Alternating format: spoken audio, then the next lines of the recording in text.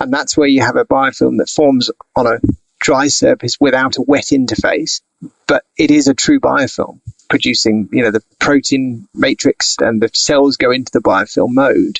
It probably isn't as thick or developed as a biofilm you might find down a sink pipe, but it is a biofilm nonetheless. And that gives it the characteristics that we know biofilms provide, which is protection for the microbes in the biofilm to the extent that their susceptibility to disinfection, the ability to clean them through physical removal, are both reduced considerably. Infection stops where information starts. Welcome to the Transmission Control Podcast, where knowledge is your strongest defense. Broadcasting from the front lines of healthcare, we dive into the strategies, science, and stories shaping infection prevention today. Each episode, we connect you with experts on real-world insights to help you stop the spread of healthcare-associated infections, protect patients, and strengthen your practices as an infection prevention and public health expert. When the right information reaches the right people, lives are saved.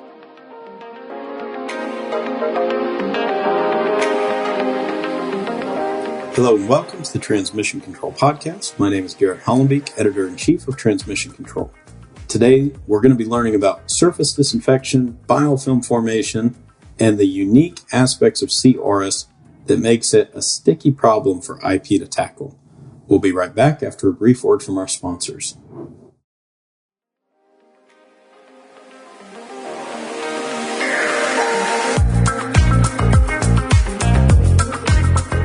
Brought to you from the studios of Healthcare HQ, let's get into it. This is Transmission Control.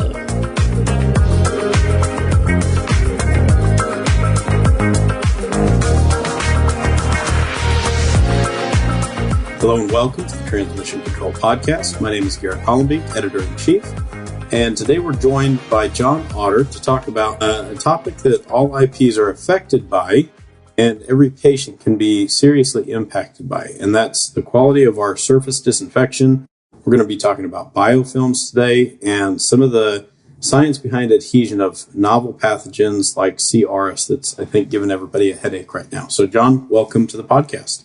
Hey, Garrett. Nice to be here. Looking forward to our discussion. Yeah, we are too. And so, Jon, for those that don't know you, or the few in the audience that are not aware of your impact, and tell us a little bit about yourself, and then also tell us about IPC partners. Okay, so I am a clinical scientist by background. So that's, if you're in the US, it's a profession you don't really have. So it's a clinically registered scientist who's able to make some decisions about patient care. Typically based in the laboratory, I'm not. I'm based in the infection control team. So thinking more about disease management on an organizational scale. And obviously with some discussions around individual patient care. I work at Guy's and St Thomas's NHS Foundation Trust, which is a big group of hospitals in London. There's 5 hospitals in the group. We have around 2,500 inpatient beds and a whole range of services and community services. So it's quite a vast sort of organisation. They like to say they're the biggest NHS trust or hospital group in the country, but then I think most of the big NHS hospital groups like to think they're the biggest, and it probably depends how you measure it. But it's big, and there's a lot going on. So we have infection issues across the board in all the kind of areas that we tend to worry about, particularly in some of our more immunocompromised and specialist areas. We work in the NHS in London, so it's quite cosmopolitan. For those of you who have been to London, quite big travel links across the world, and quite early to be hit by COVID with all the incoming traffic. Mm-hmm. I've spent a lot of time looking at environmental IPC, so the role of contaminated dry surfaces in particular in the transmission of organisms. And I think if you went back to the start of my career, which is rather depressingly 20 odd years ago now, the feeling was actually dry surfaces didn't contribute a massive amount to transmission, but now that's really changed. And the feeling is rightly that actually dry surfaces are a big contributor to cross transmission. I think that's a great call out, because we always think of infectious substances as, it's going to be, blood or soil or something that's going to have some moisture component to it. And I think even with linen services, that's been a big concern. We also had a guest on the podcast recently who was talking about an outbreak linked to moth flies who had CPE on their feet. And so it's not just one kind of the typical presentation of an infection risk that we need to look at now. That's right. Yeah, it's definitely something about contaminated cockroaches wandering around a hospital. I'm sure I've seen that somewhere. Yeah. So yeah, it's not just the surfaces, but I think the issue is we can't see the contamination. I mean, it's just stating the obvious, but it's so important. So we can't see the contamination. We also can't see the impact of poor practice related to managing that contamination. I often wish that the impact of a failure related to, let's say, hand hygiene was much more demonstrable. So there was a big puff of fire when you did a hand hygiene missed opportunity and transmitted an infection, because you wouldn't do it again, would you? But the reality is the transmission event related to a surface or not manifests way down the line, and you can never really link it back to that failure. That's very true. And I have to think about, so this past weekend we had the Super Bowl in the U.S., and I don't know if it's as big of a deal over in the U.K. It is definitely not as big of a deal in the U.K. So I've lived in the U.S. a few times, and I've been over when it's been Super Bowl time, and you guys go crazy for the Super Bowl. It's on the news, but it's not a big deal. Yeah. And so one of the things that we made for our Super Bowl party was jalapeno poppers, like common. So you're cutting the jalapenos, and I always wear gloves when I do it. And I was thinking, because IP is always thinking about how I was like, man, if we just treated germs like you just cut jalapenos without washing your hands, and we wouldn't touch things, we wouldn't touch surfaces, we wouldn't touch our eyes or our face. But like you said, there's no trigger or signal there to say, hey, this is going to have an impact to a patient or to yourself, or even if you bring it home to your family. Yeah, exactly right. And I think during COVID, we stood up a program we called them PPE helpers. So they were ward-based staff that were kind of live coaching clinical staff at the front line to make good choices around PPE. Because I don't know what it was like where you were, but when the pandemic hit, everyone wore like 1 million layers of PPE. You had people turning up in their gowns, their aprons, their overcoats, their hats, their scarves, their goggles, way too much PPE, which is just layers of risk. And we found that actually the best PPE helpers had a background in nuclear medicine because they were used to managing the spread of radioisotopes. And it's a similar idea. You don't want to get it wrong when you're messing around with radioisotopes. And it's obvious when you do, but they just had a really clear line of thinking about this is the contaminant, this is the mode of transmission, and this is the way to block it. And therefore, this is the PPE you need to choose. I love that. That's good insight, too. We're going to pull our rad techs in from the hot lab and have them coach on PPE. Yeah, sounds good. And you asked about IPC partners at the start as well, and I forgot to say. So, IPC absolutely. Partners I set up a couple of years ago with a colleague, and the idea is that it creates kind of productive space between healthcare professionals and industry partners so that we can have a really good conversation about the things we need to talk about, because so often you see industry partners will make a lot of investment in either answering the wrong question or going the wrong way about answering the right question. So it's about kind of aligning those priorities and making sure we're making the best use of our resources, all towards reducing the risk of healthcare-associated infection and AMR. That makes so much sense. And going on that same theme of answering the right question, so you've done a lot of education and work around surface disinfection. What made that a point of emphasis for you? So I started off my career looking at MRSA, my undergrad, and I was already beginning to get interested in the inanimate environment. And then I landed my first job that happened to be for a company that was interested in hospital disinfection. And as I said, at that time, there was really a sense that dry surfaces were not a contributor to anything other than spore-forming bacteria. And I think if you'd have asked at that time, 20 years ago, well, how long do you think something like VRE, a vegetative bacterium, not a spore former, would survive on a surface? I don't know what you would have got, maybe a couple of days. But actually, have a guess, Garrett. What's the longest that VRE has been shown to survive on surfaces? Man, you're putting me on the spot. I think it's one of the longer ones. I'm going to put it out at 2-3 months. 4 years, and still going. 4 years and living. Goodness. And it's a dry surface, so no moisture, no ambient humidity, no water other than ambient humidity, just sitting there surviving. So it must be in some kind of weird sort of biofilmy kind of adapted state. So I think the lesson is if we don't proactively get rid of that contamination, it's going to be there as a risk and an ongoing potential reservoir for transmission. So where are we most likely to see, let's say it's VRE that somebody failed to clean or there was a gap in the process, 2 years ago. Now we still have a viable pathogen that can get somebody sick. Where are we going to be most likely to see that? So what the evidence shows is that the high-touch surfaces in the near-patient environment are the most likely to be contaminated with kind of the organisms that we worry about that can survive, persist, and can transmit from the environment. So things like VRE, but also perhaps more meaningfully, the Auris, CPE, C. diff spores, depending on where you are. So some of these environmentally associated pathogens. I always look first in the near-patient environment, those high-touch surfaces. So things like the bed rail, the call button that the patient might press, medical equipment that's located close to patient care. And I think the risk of contamination tends to reduce as you move away from those surfaces. And that makes sense. I'll draw a parallel to before I moved into, first I was in sterile processing and then moved into infection prevention. But before all of that, I worked as a patient care technician.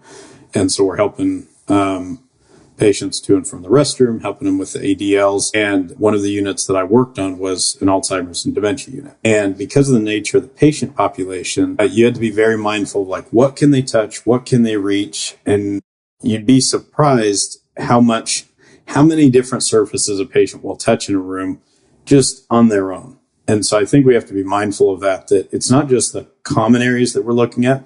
They're going to touch the keyboard. They're going to touch the WOW or the computer in the room. They're going to touch just about everything and create maybe a risk of transmission there.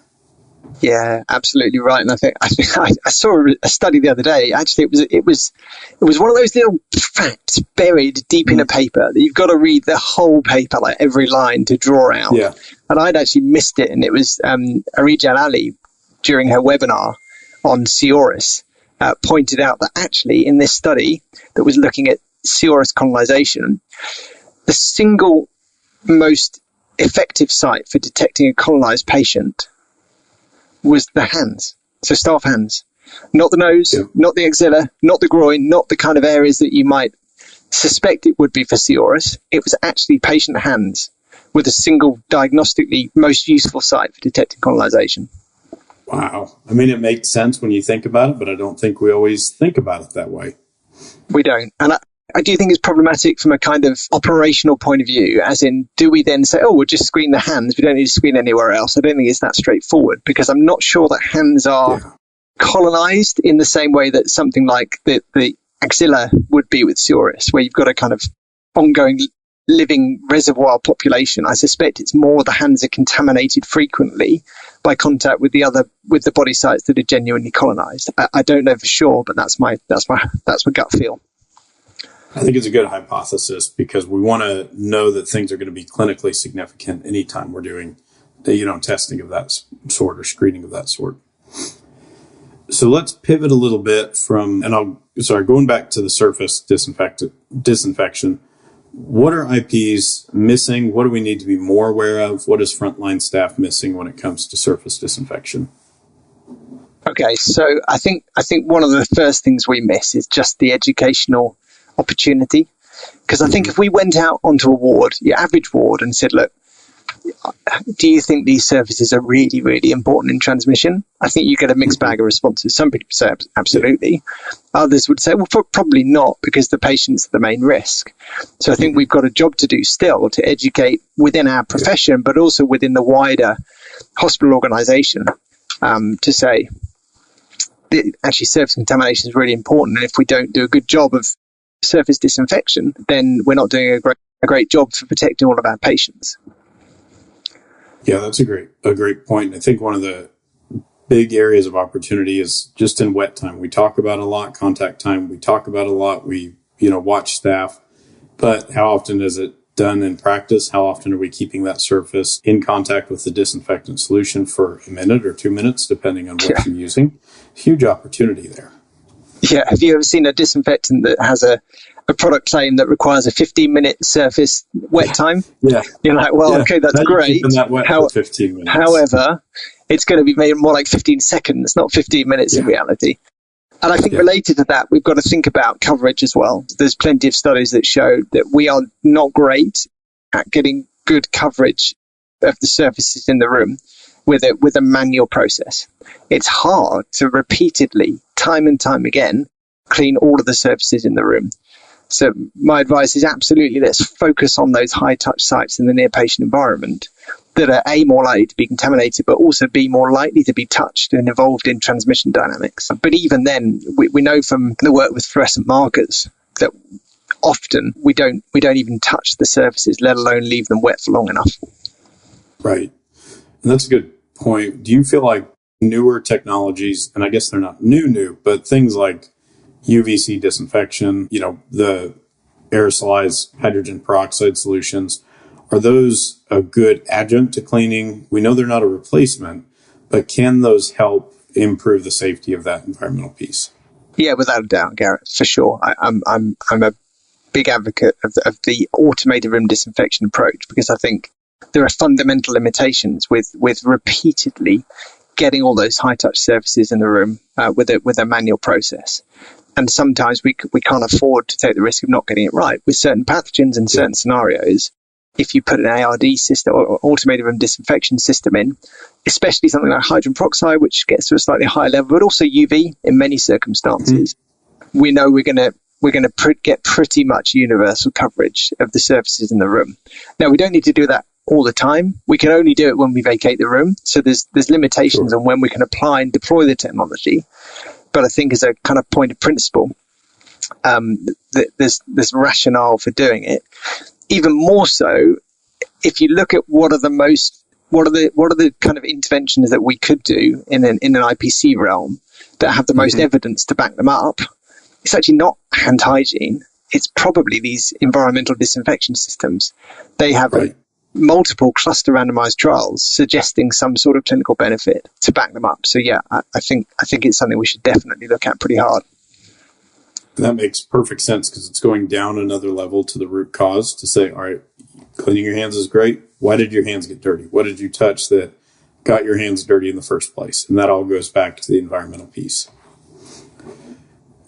Now, shifting a little bit from surfaces we do see to surfaces we don't see, let's talk about biofilm. And when I think about biofilm, a lot of times we're thinking about, in pipes with Legionella and dead legs and stuff like that. From the medical device side, I'm thinking about residual moisture and endoscope lumens that are, or regular instrument lumens where, those instrumentation has been sitting a while and biofilm has been allowed to form. But what are our other risk areas for biofilm formation? Yeah, I mean, that's what we all think of when we think of biofilm. You think of green goo down the drain, and that's important for us. But I think there's a kind of whole category, a whole world of biofilm that's even more impactful, and that's this idea of a dry surface biofilm. So it's a relatively modern concept. Only in the last 10 years have we started talking about dry surface biofilm. And that's where you have a biofilm that forms on a dry surface without a wet interface, but it is a true biofilm, producing, the protein matrix, and the cells go into the biofilm mode. It probably isn't as thick or developed as a biofilm you might find down a sink pipe, but it is a biofilm nonetheless. And that gives it the characteristics that we know biofilms provide, which is protection for the microbes in the biofilm to the extent that their susceptibility to disinfection, the ability to clean them through physical removal, are both reduced considerably. So I think this will be a new and possibly a new concept for a lot of the audience, or some of the audience that's saying, all right, we're aware of biofilm in those, typical environments, but dry biofilm, boom, a light bulb's going on that, man, this is a whole new risk category we need to focus on. So tell us a little bit more about the mechanism. It's dry biofilm. Where is it forming? What is it using as like a nutrient source? You mentioned ambient humidity is enough to allow formation of dry biofilm. Yeah, well, there's some key questions in that we don't really know how these biofilms form and survive for so long. There's some theories that the cleaning process that we use in a hospital room provides some moisture and also potentially some nutrients of some kind that can be metabolized by some bacterial species in particular. So, yeah. And in terms of their kind of frequency and where they form, these things are pretty much universal, as in pick any hospital surface, cut a piece out of it, put it under the electron microscope, and there's a pretty good chance you will see a dry surface biofilm there. So I think it's probably the norm rather than the exception on the surfaces in our hospitals. I think that's a very important call out. So it's not where is the risk, it's almost like where isn't the risk. Yeah, exactly. And the question then becomes, how do we tackle what is almost a universal state of the microbes that we're trying to tackle? And suddenly you start thinking, well, that makes sense. That's how a VRE vegetative bacterium can survive for 4 years on a dry surface, because it's in a biofilm state, a biofilm mode. That's why bacteria dried on surfaces have a lower level of susceptibility to a disinfectant. So if you look at disinfectant testing, often it's done in a suspension test where you put a microbe in a suspension, you add the disinfectant, you leave it for a certain amount of time, and then you see what's left. If you take that same microbe and dry it on a surface and put the same concentration of disinfectant on, you see a lower level of susceptibility to that disinfectant. And that's because of the change in mode of bacteria involved. And also, I don't know whether you've done this, Garrett, but I bet you have. You have an outbreak. You know it's environmentally associated. You swab the environment until you're blue in the face, but then you don't grow anything. Nothing comes up. And that could be because the microbes are there, but they're encased in a biofilm, and your swab is not actually getting to the viable portion. And that makes perfect sense. It's another one of those things we don't think about until we think about it, and then we're like, wow, there's a whole risk category, And biofilm is fascinating because it really is. I mean, we've got bacteria and fossils that we're unearthing now and deep in ice, layers in the Arctic. And so we know that they're hardy, they're resilient, and they have an innate mechanism to keep themselves safe and propagating. Now, one of those mechanisms that I think is causing a lot of heartburn and challenge for IPs is, and I'm going to butcher the new name, but Candidozyma Auris. Am I saying that right? Do you know what? I'm going to, round of applause, Candidozyma spot on. Now, Auris, we might beg to differ, because this organism originates in the aural canal of a Japanese patient from years ago. So it's the aural, i.e. ear, not the oral, i.e. mouth. So it should really be, in my mind, Auris, not Auris. See, I think that makes sense. So with C. Auris, or C. Auris. Auris. You're not alone. A lot of people get it. I was going to get it. I was going to say get it wrong, but it's not even wrong. This is Latin, so we're all saying all of the microbe names wrong all the time. Yeah. So I'm not precious about it. That's a good thing about it being a dead language, is we've got a lot of time to polish it up. But yeah, one neat piece of research that came out is that C. auris forms unique proteins to allow it to adhere better to surfaces, to fibers, to your skin. And they compared it to the way like barnacles will form on the side of a ship. And that was kind of the parallel. And that was such a neat visual to me to say, if we really, again, going back to the patient care tech piece, if you're bathing a patient or getting them prepped for surgery and you're thinking, man, this is like barnacles on the ship, this is not just wiping off, the surface, a whole different framework for how we approach this pathogen. Yeah, that's true. And there does seem to be something, you might call it sticky, about C. auris in terms of the way that it spreads and is shed into the environment and survives on surfaces for extended periods, but also on our patients as well. We know that patients who are colonized tend to stay colonized for a long period of time, and any kind of attempt we might make to sort of quote unquote decolonize them, there's no effective decolonization therapy at the moment. So for now, once a patient has been colonized with C. auris, that's how we manage them for the life. That's certainly a challenge, particularly in higher prevalence areas where you start to see a patient who had C. auris 5 years ago come back in, and then a big proportion of your patients had historic C. auris. So do do they get one of your precious single rooms? I mean, this is more of a challenge in the NHS, where we have a mixture of multi-occupancy bays and single occupancy rooms. But even in the US, I know multi-occupancy rooms, even if it's dual occupancy, are quite common. Yeah, that does create a challenge. And even from the patient communication side, I know we've had conversation with patients where it says you're positive for this, you're going to be in this type of transmission base. We're going to require this PPE of the staff. We're going to have a sign outside your door. And it's hard for them to understand because they may not feel sick. They may not, feel like this is a dangerous thing. So how do we approach that patient conversation to really inform them of the risk? Yeah, I think it's clarity of language and making sure we're getting across the really salient points in a way that can be understood. I was involved in a research study years ago where we were trying to consent patients to be screened for CPE. And we went to the patients with quite a detailed pitch to say, look, we're doing a research study about carbapenemase producing Enterobacteriaceae. And as it was at the time, Enterobacterialis now. And you could see the patients switch off at the first syllable of C. That they just were not taking this information in. So I think we need to think clearly about what is the really salient information that a patient needs. They don't need to understand all the microbiology, but they do need to understand they colonize with an organism that we need to know about. We need to manage to protect them, and so that we can direct their care appropriately, but also protect others in the hospital and in our care.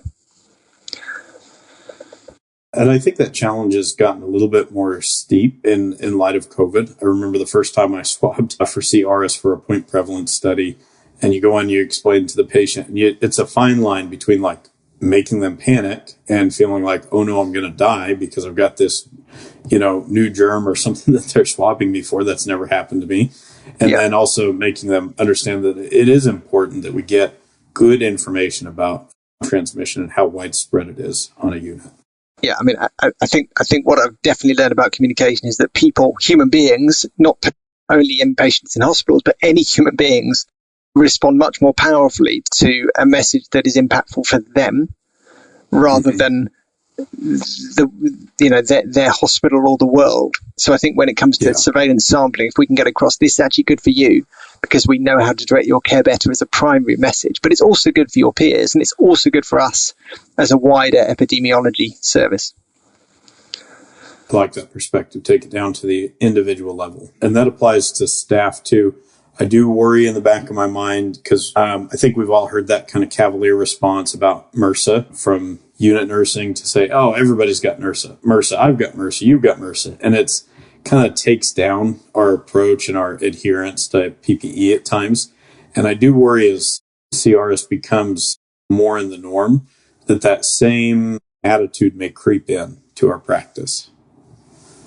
Yeah, for sure. We shouldn't normalize colonization or infection with these organisms that we're worried about. We may need to modify our approach as certain organisms become more prevalent. That's the right thing to do, but we certainly shouldn't normalize colonization and infection with these key hospital pathogens.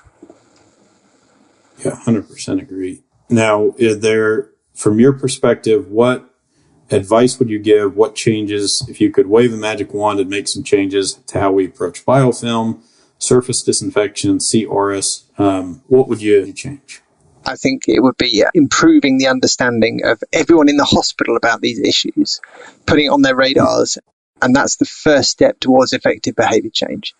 If we can help people to understand the need for doing things differently, then they will do it.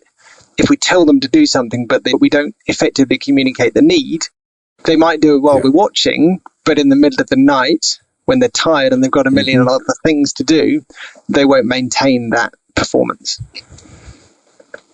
I love that. That is so important. And what advice would you give to IPs who are leading the charge on that education? I think that focus on continued education, continued learning, so that we can learn from what goes well and try and use it to implement it to reduce the same issues recurring. Makes sense. And as we wrap up this, what an excellent podcast, and really some things that I think are new. I've got a list here of things to go and research and learn more about. Dry biofilm is going to be on my mind for the rest of the day. What's coming up for you? What are you working on, and what's on the horizon for you, John? So I think couple of things that I'm interested in looking at exploring. One is how we can modernize our IPC services to be digitally informed, so making the best use of the digital infrastructure that is hitting us nowadays that we haven't had before.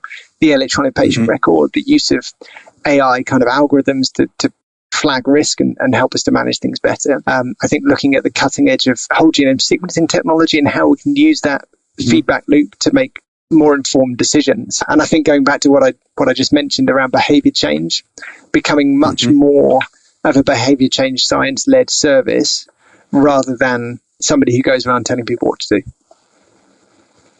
I love that. That's how we make strong, lasting change, good practices. It's always that continuous loop of improvement.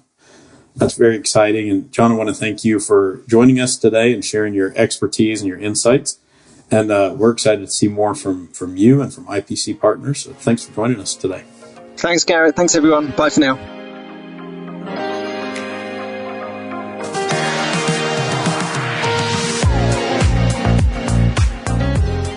We want to thank everybody for joining us today on the Transmission Control Podcast. Our conversation with Jon really highlighted how thinking differently about some of the common risks we see, thinking how may dry biofilm be impacting our patients? How is surface disinfection being done well? Where do we have room for growth and opportunities?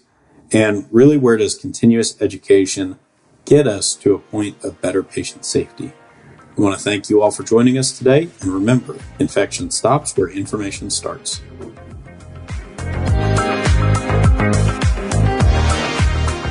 Thanks for tuning in to the Transmission Control Podcast, where infection stops because information starts. If you enjoyed this episode, let us know. Connect with us on LinkedIn, Facebook, or wherever you get your podcasts. Don't forget to leave a 5-star rating and share this episode with your team. Until next time, stay informed, stay vigilant, and keep transmission under control.